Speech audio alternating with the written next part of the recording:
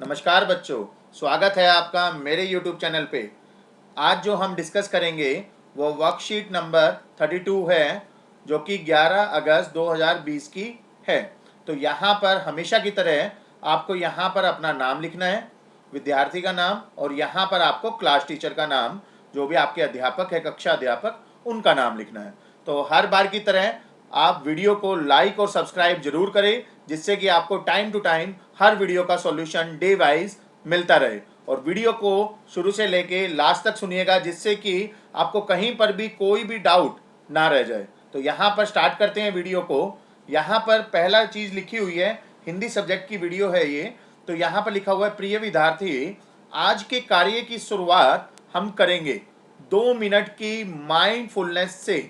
तो माइंडफुलनेस का मतलब है हैप्पीनेस। जैसे कि आप अपनी क्लास में देखते थे, वहाँ पर आपको हैप्पीनेस कोर्स कराया जाता था, उसी तरह की यहाँ पर हैप्पीनेस कोर्स है। तो 2 मिनट का आपको माइंडफुलनेस मतलब अपनी खुशी का जो भी व्यवहार है, जब आप खुश रहते हो तो उस टाइम पे आपको किस तरह की सिचुएशन आती है, किस तरह का आपके अंदर से विचार आते हैं, वो सब कुछ आपको यहाँ पर लिखना है। तो 2 मिनट आपको क्या करना है, शांत बैठकर बिल्कुल शांति से अपने मन को इस तरह से शांत कर देना है, जिससे कि आपके विचार ज़्यादा से ज़्यादा आए और खुशी का व्यवहार आपके अंदर प्रस्तुत हो। तो यहाँ पर आपको क्या करना है, जैसे कि सिचुएशन दी हुई है, इस सप्ताह की गतिविधि एक दूजे को जाने। तो यहाँ पर आपको क्या करना है, ये सप्ताह की गतिविधि है, ये सिचुएशन ऐसी दी हुई है जिसमें आप अपने परिवार के बारे में या अपने जितने भी फैमिली में मेंबर है सभी के बारे में जानोगे।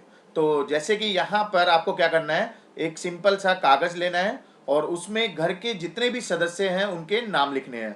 जैसे कि आपका भाई है, बहन है, मम्मी है, पापा है, सभी का बच्चों आपको नाम लिख लेना है कागज़ पे। तो ये ध्यान रखना है, आपको एक सिंपल सा कागज़ ले लेना, उसमें आपको नाम लिखना है और इस सप्ताह में उनके बारे में निम्न जानकारी प्राप्त करनी है। तो यहाँ पर आप इस कागज़ में अपने नाम लिख के, बच्चों अपने परिवार के नाम लिख के, उसके बाद ये इन क्वेश्चंस का आंसर लिखना है। तो मैंने हर क्वेश्चन का आंसर आपको आपके बारे में लिखा हुआ है, और जिस तरह की भी सिचुएशन आती है उस तरह से आप दे सकते हो आंसर। तो जैसे कि आप अपने पापा या मम्मी या भाई या बहन किसी से भी आप क्वेश्चन कर रहे हो कि आपके शौक क्या क्या है, तो शौक क्या क्या हो सकते हैं, शौक का मतलब है किस किस चीज़ में आपका इंटरेस्ट है, वो सारी चीज़ें आपको इसमें लिखनी है। जैसे कि मैंने यहाँ पर कुछ एग्जाम्पल लिखे हुए हैं। फॉर एग्जाम्पल, यहाँ जैसे मैंने क्वेश्चन का आंसर दिया हुआ है। पहला क्वेश्चन है आपका, आपके शौक क्या क्या है। तो आपके जो परिजन हैं, जो भी पेरेंट्स हैं या आपके भाई बहन हैं, वो आंसर देते हैं कि मेरे ढेर सारे शौक है। ये आपको अपनी नोटबुक में लिखना है, वर्कशीट का सॉल्यूशन है ये। तो पहला है, नई नई गतिविधियों में हमेशा भाग लेते रहता हूँ। जितनी भी नई से नई गतिविधियाँ आती है, जो भी, जैसे कई बच्चे होते हैं कि मेरे को ये चीज़, ये चैलेंज पसंद है, ये चैलेंज पसंद है, सारी नई नई गतिविधियों में हमेशा भाग लेने का मन करता है। दूसरा है, मेरा कविता लिखने का शौक है। कई बार आपने देखा होगा कुछ बच्चे जो है कविता लिखते रहते हैं, इतनी अच्छी अच्छी कविता लिखते हैं, तो उन बच्चों का अपना शौक होता है। तीसरा है, संगीत या नाट्य। तो आप देखते हो कई बार नाटक में काफ़ी बच्चे ऐसे होते हैं जो नाटक बहुत अच्छा प्रस्तुत करते हैं या कुछ संगीत अच्छा गा लेते हैं, तो उस तरह का बच्चों का शौक होता है। चौथी चीज़ है हमारी, पढ़ना।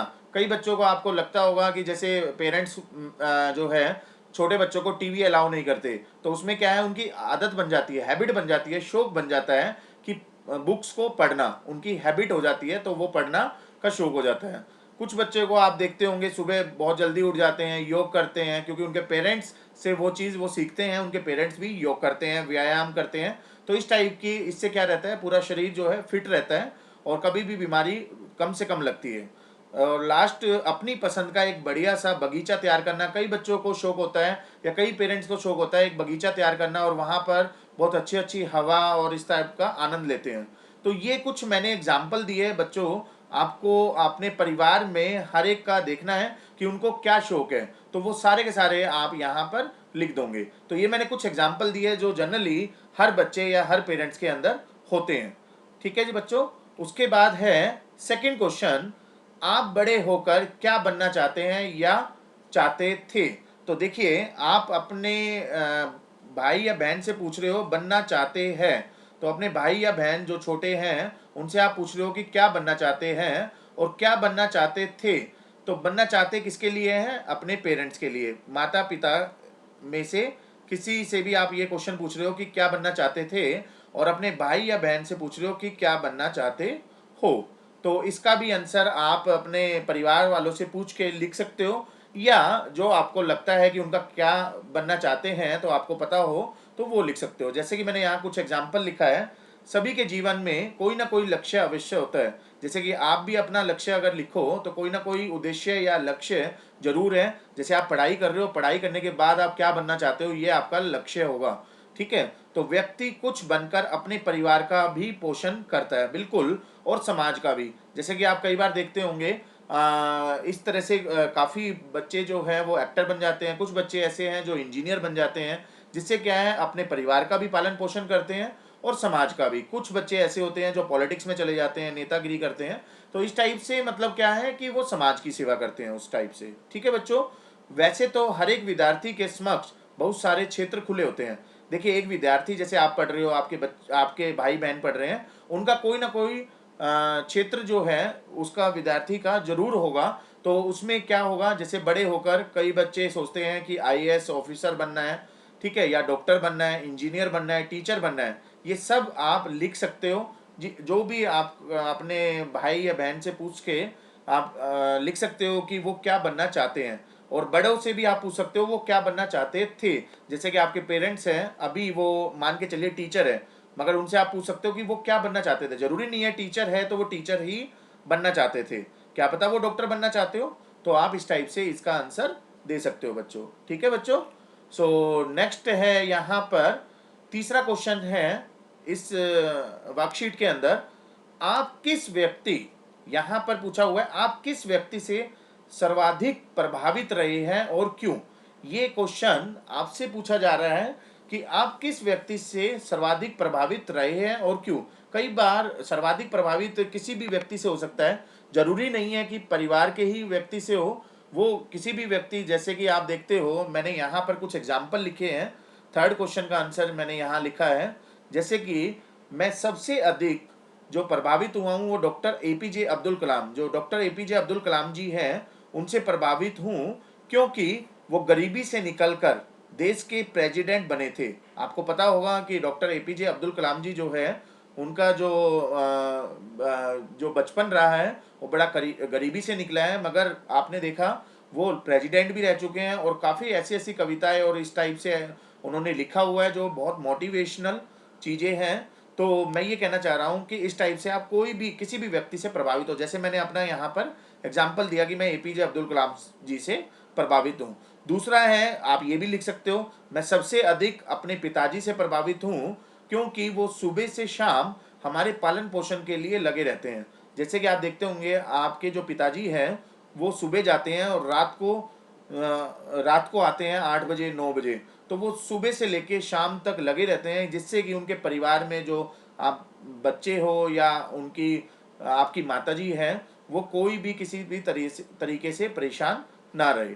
ठीक है, कई बच्चे तो ऐसे होते हैं जो वो सो रहे होते हैं तब निकल जाते हैं, और जब रात को वो आते हैं तब भी बच्चे सो रहे होते हैं। तो पिताजी जो है बहुत ही ज़्यादा मेहनत करते हैं, तो उनसे भी कई बार प्रभावित होते हैं।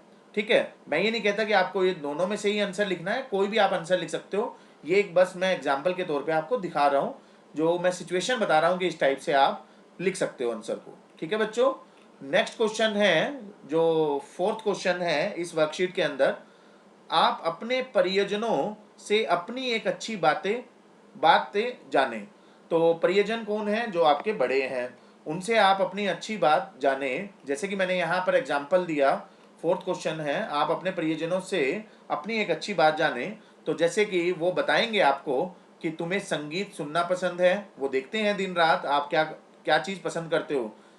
तुम्हें अनुशासन पसंद है, अनुशासन का मतलब है डिसिप्लिन। जैसे कि आपको बोल दिया कि 6 बजे आपको उठना है तो आप उठ जाते हो। जैसे कि तुम्हें सुबह उठकर पढ़ना पसंद है, सुबह उठकर 6 बजे उठकर आपको पढ़ना पसंद है।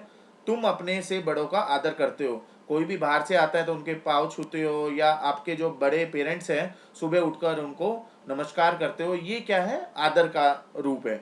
तो इस टाइप से कुछ एग्जाम्पल मैंने दिए हैं यहाँ पर, कुछ सिचुएशन मैंने लिखी है, इनमें से भी आप लिख सकते हो और अपने बड़े बुजुर्ग से भी पूछ सकते हो, जो प्रियजन है आपके, उनको आपके अंदर क्या चीज़ अच्छी लगती है, तो वो भी आप यहाँ पर लिख सकते हो बच्चों। ठीक है बच्चों, तो नेक्स्ट और लास्ट क्वेश्चन है इस वर्कशीट का, वो है एक ऐसी बात जाने जहां आपको सुधार करना, जहां आप सुधार करना चाहते हैं। ये आप आएगा, ये को जो है वो थोड़ा सा गलत लिखा हुआ है।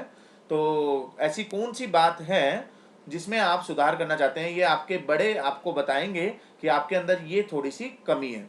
ठीक है, जैसे कि मैंने यहाँ पर एग्जाम्पल के तौर पे 5वें क्वेश्चन का आंसर लिखा है, तुम्हें अपनी हिंदी की जो लिखावट है वो सुधारनी चाहिए। लिखावट यहाँ पर मतलब हैंड राइटिंग बोलते हैं जिसको इंग्लिश में।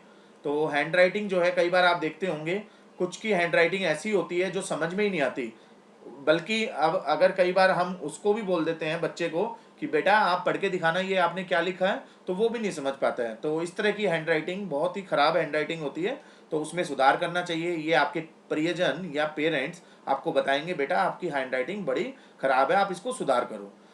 दूसरा क्या हो सकता है, तुम्हें गणित के पहाड़े याद करने चाहिए। कई बार आप देखते होंगे कि आपसे डायरेक्ट क्वेश्चन पूछ लिया जाता है कि बेटा दो को अगर 5 से मल्टीप्लाई करें तो कितना आएगा।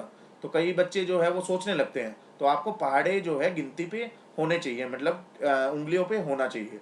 तीसरा है तुम्हें रोज भगवान की पूजा करनी चाहिए। कई बच्चे जो हैं ऐसे होते हैं जो बिल्कुल भी भगवान को नहीं मानते, तो इस टाइप से भी पेरेंट्स बता देते हैं कि बेटा हम डेली पूजा करते हैं तो आपको भी डेली पूजा करनी चाहिए, रोज पूजा करनी चाहिए। तो इसमें आप कोई भी लिख सकते हो, तुम्हें रोज सुबह उठना चाहिए, तुम्हें जो है डांस की प्रैक्टिस करनी चाहिए, तुम्हें जो है किसी भी तरह का किसी को उल्टा नहीं बोलना चाहिए, हमेशा डिसिप्लिन में रहना चाहिए। इस टाइप से कोई भी एग्जाम्पल आप यहाँ पर लिख सकते हो। तो ये सारी की सारी चीज़ें ऐसी होती है कि जहाँ पर आपको सुधार करने की ज़रूरत है।